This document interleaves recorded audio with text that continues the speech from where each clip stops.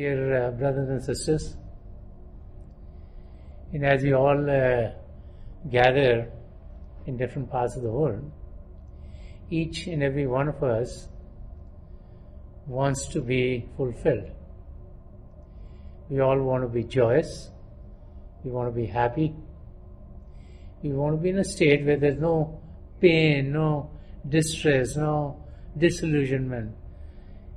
And even though we want to be in that state many times, those states are very, very fleeting. As humans, we've always tried to fulfill our desires, because we've always felt that when we fulfill our desires, we'll be happy. So as a child, those of you who are parents, you would have realized that you children, whether they see a toy on TV, in the old days people would go to stores to buy toys. Nowadays maybe they're asking their parents to buy them online. But they are very excited and they create a scene in which the parents give in and get the toy for them. But what is very interesting is, in the old days when you would go to a store and then you would go get some toy that your kid wanted, and once you went into the store, not only would you buy him the toy that the kid wants, but also, as you're in the store, there'll be so many other toys, and children say, I want this, I want this, I want this, and then parents give in. Just like if you go to a grocery store and you have your list of things that you want to get, and when you go to the store, you see many other things there. So instead of just buying what is on your list, what you really need, you end up buying a lot more things. So same thing happened with the kids. So you come home.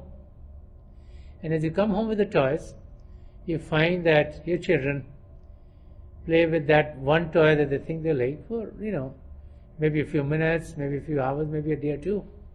Then it's gone. Then they're looking for another toy. Then they want to play with another toy.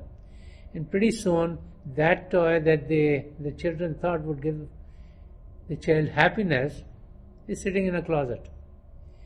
And even though we become adults, some of these traits that we found in ourselves when we were children are still with us.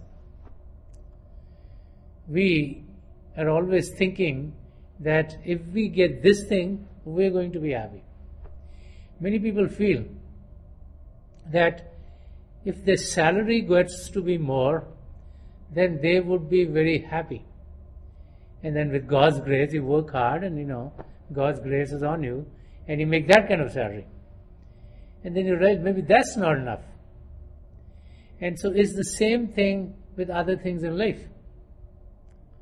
We think that if we buy some property, the value of the property will go up and we'll be happier. And we realize after a while that really did not bring us happiness, because if we ended up getting a big loan, maybe times have changed and all of a sudden we're unable to make our end meet and pay the loan. Many times people try to find happiness in being able to travel. We feel if we go to Switzerland and see that, or we go to South America, or we go to Machu Picchu, or we go to whatever are supposed to be the wonders of the world, then we'll be very happy. And once we are there and we come back, we're in the same routine. Also, many a times we feel that happiness will come from our relationships.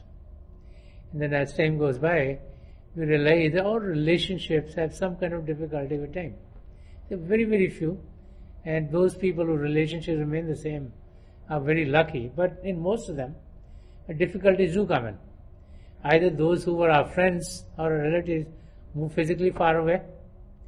Many times, we've seen that these are friends who grew up, they went to school together, they went to college, and they were very friendly, and then they got married.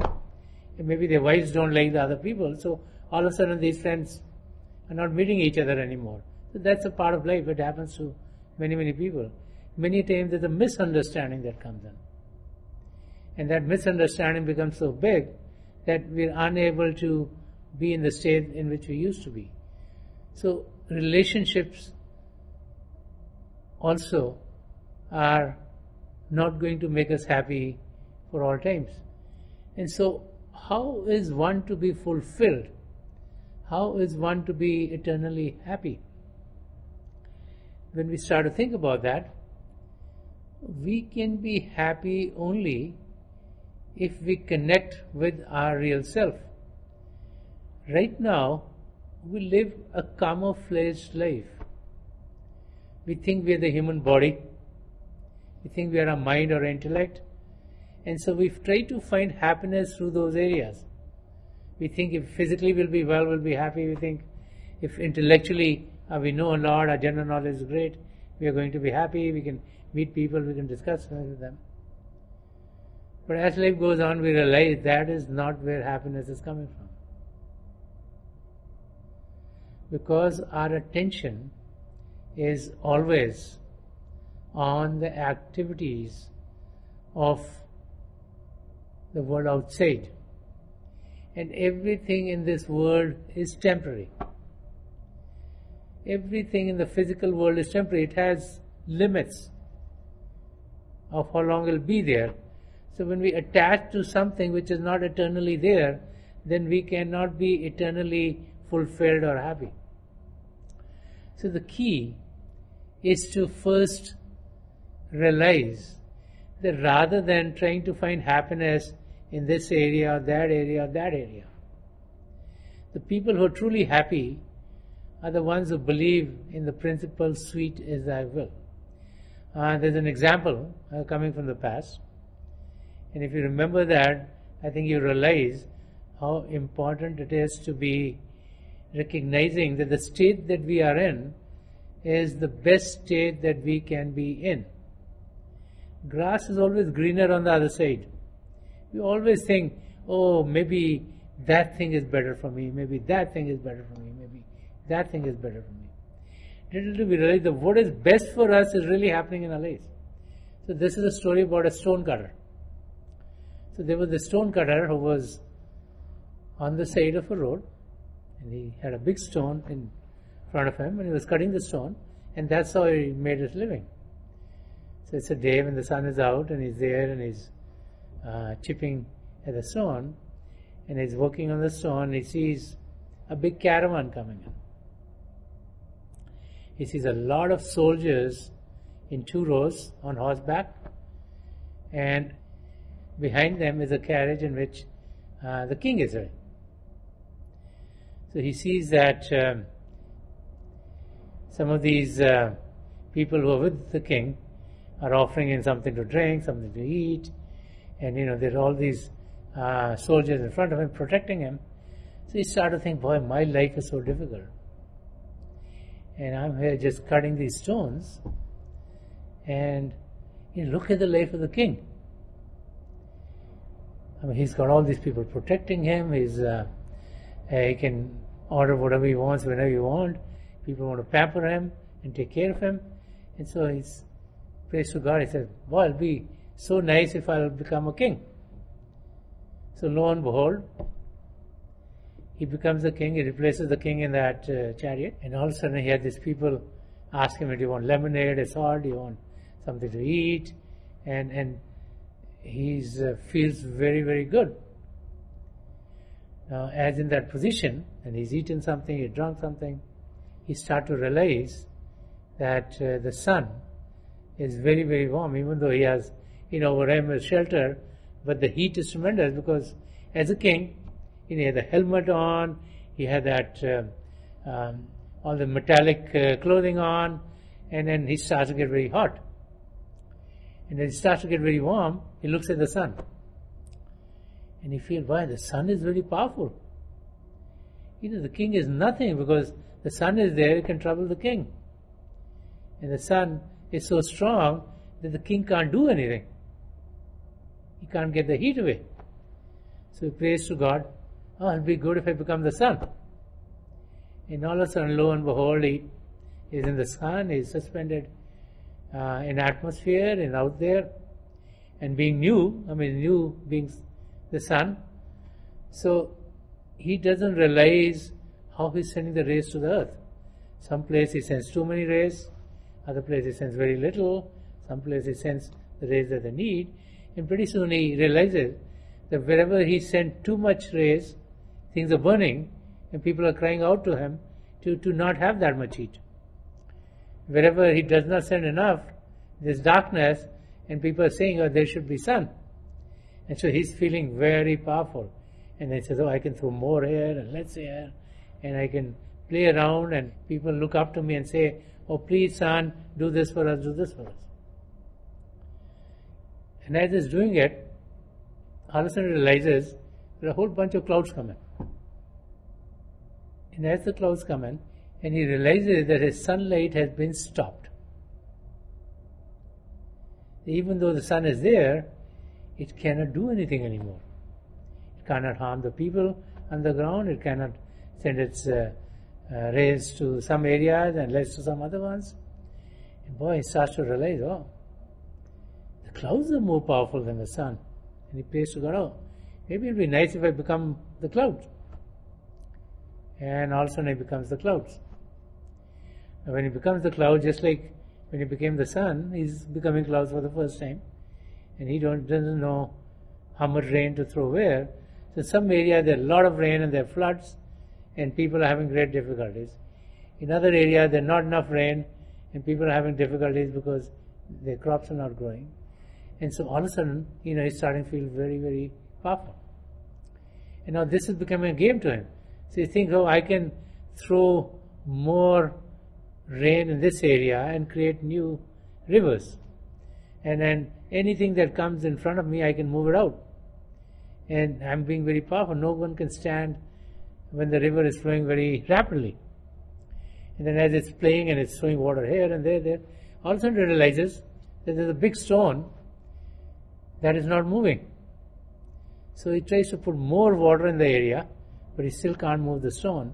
He puts more water in the area and can't move the stone. So he thinks, oh, maybe the stone is more stronger than the clouds. So it'll be good if I can become the stone. So he prays to God, and he becomes the stone. Now as he becomes the stone, he's happy, he's big, he can't move, he's the biggest stone in the area, and he's feeling, boy, I'm very strong.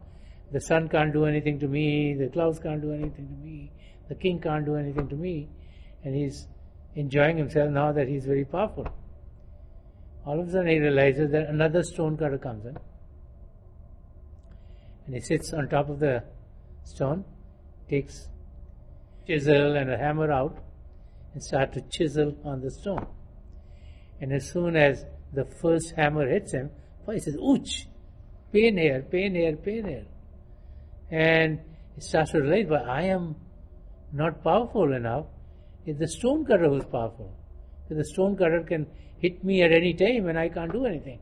He prays to God to be the stone cutter and becomes the stone cutter and realizes that the stone cutter that he was originally is the most powerful of everyone else. And so this is what happens to each and every one of us.